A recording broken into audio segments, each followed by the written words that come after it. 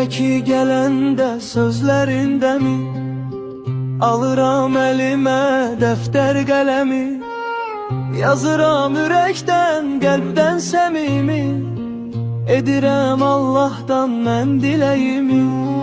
Allah kazancına bereket versin, Rabbim işini avam delesin. İhtiyaç saçına salmasın deni, çöreğiyle imtihan etmesin seni. Talih sınavına çekmesin seni, senden uzak etsin gemi güsseni. Senin çöreğinin tuzu bol olsun, hesaplı yolların koynurla dolsun. Attığın her adım uğurlu olsun, deyirəm ad günün mübarek olsun. Senin çöreğinin tuzu bol olsun, hesaplı yolların koynurla dolsun.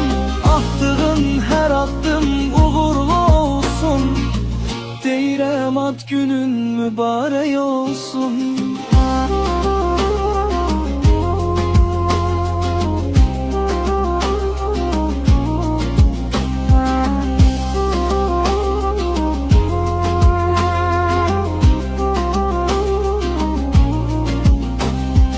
Allah kazancına bereket versin, Rabbim işini avam delesin.